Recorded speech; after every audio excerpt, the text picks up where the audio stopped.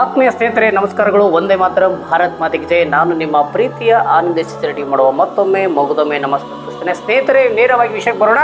ನೋಡಿ ಸ್ನೇಹಿತರೆ, ಇವತ್ತೆಲ್ಲ ದೇಶದಲ್ಲಿ ಏನೆಲ್ಲ ಚಟುವಟಿಕೆ ಆಗ್ತಿದೆ, ಇವತ್ತು ಕರ್ನಾಟಕದಲ್ಲಿ ಏನೆಲ್ಲ ಚಟುವಟಿಕೆ ಆಗ್ತಿದೆ ನಾವೆಲ್ಲ ತಿಳ್ಕೊಳ್ಳೋಣ. ಸ್ನೇಹಿತರೆ ನೋಡಿ, ಇತ್ತೀಚೆಗಷ್ಟೇ ಬೆಂಗಳೂರಿನ ಒಂದು ಕೆಫೆ ಇದೆ, ರಾಮೇಶ್ವರಂ ಕೆಫೆ ಅಂತ ಇದೆ. ಆ ರಾಮೇಶ್ವರಂ ಕೆಫೆಯಲ್ಲಿ ಒಂದು ಬ್ಲಾಸ್ಟ್ ಆಗುತ್ತೆ, ಬಾಂಬ್ ಬ್ಲಾಸ್ಟ್ ಆಗುತ್ತೆ.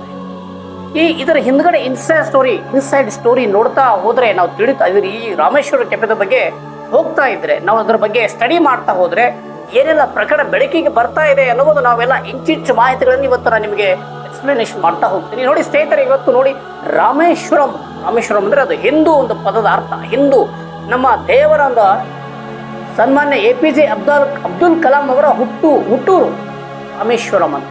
ಸೊ ಅಂತ ಕ್ಷೇತ್ರದ ಒಂದು ಅಭಿಮಾನದಿಂದ ಇಟ್ಟಂತ ಆ ಕೆಫೆಯ ಮಾಲೀಕರು ರಾಮೇಶ್ವರಂ ಅಂತ ಹೆಸರಿಡ್ತಾರೆ. ಮತ್ತು ಆ ಕೆಫೆ ಇವತ್ತು ಬಡತನದಿಂದ ಬಂದು ಇವತ್ತು ಒಂದು ಬೆಂಗಳೂರಿನಲ್ಲಿ ಉನ್ನತ ಮಟ್ಟದಲ್ಲಿ ಕೆಫೆ ಬೆಳೀತಾ ಇದೆ. ಇದನ್ನ ಸಹಿಸಲಾರದ ಕೆಲ ಷಡ್ಯಂತ್ರಿಗಳು ರಾಮನ ಹೆಸರಿನಲ್ಲಿರುವಂಥ ರಾಮೇಶ್ವರ ಕೆಫೆ.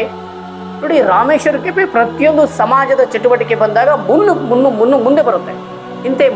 ಹಿಂಗೆ ಮುಂದೆ ಬರುವಂತ ಒಂದು ರಾಮೇಶ್ವರಂ ಕೆಫೆ ಮೇಲೆ ಈ ರೀತಿಯಾಗಿ ದೇಶ ದ್ರೋಹಿಗಳು, ಪಾಕಿಸ್ತಾನದ ಸೂಳೆ ಮಕ್ಕಳು ಈ ದೇಶದನ್ನ ತಿಂದು ಈ ದೇಶದಲ್ಲಿ ನೀರು ಕುಡಿದು ಗಾಳಿ ಸೇವೆ ಮಾಡಿ ಇವತ್ತು ರಾಮೇಶ್ವರಂಗೆ ಕೆಫೆಗೆ ಬೆಂಕಿ ಹಾಕ್ತಾರೆ, ಬ್ಲಾಸ್ಟ್ ಮಾಡ್ತಾರೆ. ಅಂದ್ರೆ ಇವತ್ತು ಈ ದೇಶದಲ್ಲಿ ಏನೆಲ್ಲ ಚಟುವಟಿಕೆ ಆಗ್ತದೆ ನೋಡಿ.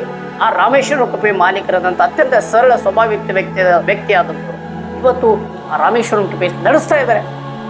ರಾಮನ ಮಂದಿರದ ಉದ್ಘಾಟನೆ ಸಂದರ್ಭದಲ್ಲಿ ಆ ಕೆಫೆ ಮುಂದ್ಗಡೆ ಬಂಟಿಂಗ್ಸು ಬ್ಯಾನರ್ ಕಟ್ಟಿರ್ತಾರೆ, ಕೇಸರಿ ಬಂಟಿಂಗ್ಸ್ ಕಟ್ಟಿರ್ತಾರೆ. ನೋಡಿ, ಪ್ರತಿಯೊಂದು ವಿಚಾರದಲ್ಲಿ ರಾಮೇಶ್ವರಂ ಕೆಫೆ ಮುಂದೆ ಬರ್ತಾ ಇದೆ ಅನ್ನುವ ಸಹಿಸಲಾರದ ವಿರೋಧಿಗಳು, ಗಡ್ಡಾಧಾರಿಗಳು, ಪಾಕಿಸ್ತಾನದವರು, ಹಲ್ಕ ಸುಳೆ ಮಕ್ಕಳು ಇವತ್ತು ರಾಮೇಶ್ವರನ ಕೆಫೆಯನ್ನ ಬ್ಲಾಸ್ಟ್ ಮಾಡಿ ಇವತ್ತು ದೇಶದಲ್ಲಿ ಅಹಿತಕರ ಚಟುವಟಿಕೆ, ಇವತ್ತು ಕರ್ನಾಟಕದ ಬೆಂಗಳೂರಿನ ಹೆಸರು ಕೆಡಿಸಕ್ಕೆ ಈ ರೀತಿ ಉಗ್ರವಾದಿಗಳು ಈ ರೀತಿ ಮಾಡ್ತಾ ಇದ್ದಾರೆ. ನೋಡಿ ಸ್ನೇಹಿತರೆ, ನೀವೆಲ್ಲ ಕೂಡಿ ಇವತ್ತು ಸಮಾಜದಲ್ಲಿ ಹಿಂದೂ ಸಮಾಜ ಒಗ್ಗಟ್ಟಾಗಬೇಕು. ರಾಮೇಶ್ವರಂ ಕೆಫೆಗೆ ನಾವೆಲ್ಲ ಸಂಪೂರ್ಣವಾಗಿ ನೈತಿಕವಾಗಿ ಬೆಂಬಲ ಕೊಡಬೇಕು.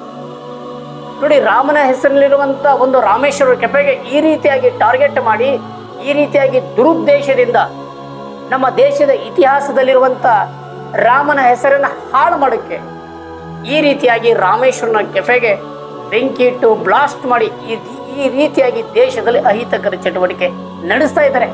ಅವೆಲ್ಲ ಹಿಂದೂಗಳು ಅರ್ಥ ಮಾಡ್ಕೋಬೇಕು, ತಿಳ್ಕೋಬೇಕು. ಇವತ್ತು ಇಡೀ ದೇಶದಲ್ಲಿ ಏನೆಲ್ಲ ಚಟುವಟಿಕೆ ಆಗ್ತಿದೆ ನಾವು ನೋಡ್ಬೋದು.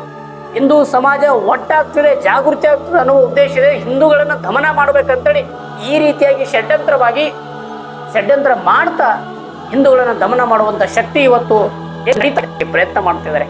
ಸರ್ಕಾರ ಸಂಪೂರ್ಣವಾಗಿ ಇವರನ್ನ ಖಂಡಿಸಬೇಕು. ಇವರು ಯಾರು ಈ ತರ ಮಾಡಿದಾರಲ್ಲ ಅಂಥವರಿಗೆ ಕಠಿಣ ಶಿಕ್ಷೆಯನ್ನ ಜಾರಿಗೊಳಿಸಬೇಕು. ಸರ್ಕಾರ ವಿಶೇಷವಾದ ಕಾಯ್ದೆ ತರಬೇಕು, ಅಂಥವರನ್ನ ಜೈಲಿಗೆ ಹಾಕಬೇಕು, ಅಂಥವರನ್ನ ಮಟ್ಟ ಹಾಕಬೇಕು. ಅಂದಾಗ ಈ ದೇಶದಲ್ಲಿ ಭಾರತೀಯರು ನೆಮ್ಮದಿಯಾಗಿ ಆರಾಮಾಗಿ ಬದುಕ್ತಾರೆ.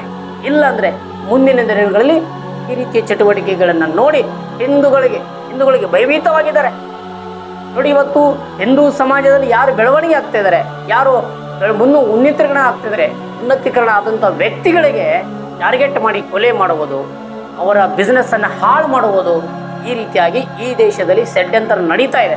ಅದಕ್ಕೆ ನಾವೆಲ್ಲ ಹಿಂದೂಗಳು ಒಗ್ಗಟ್ಟಾಗಿ ಪ್ರತಿಯೊಬ್ಬರು ಕೂಡ ಯಾರು ದೇಶದ್ರೋಹಿಗಳಿದ್ದಾರೆ, ಯಾರು ಧರ್ಮದ್ರೋಹಿಗಳಿದ್ದಾರೆ, ಯಾರು ರಾಮನ ವಿರೋಧಿಗಳಿದ್ದಾರೆ ಅವರಿಗೆ ತಕ್ಕ ಪಾಠ ಕಲಿಸ್ಬೇಕಂದ್ರೆ ಮುಂದಿನ ದಿನಗಳಲ್ಲಿ ಪ್ರತಿಯೊಬ್ಬರು ನಾವೆಲ್ಲ ಶಪಥ ಮಾಡಬೇಕು.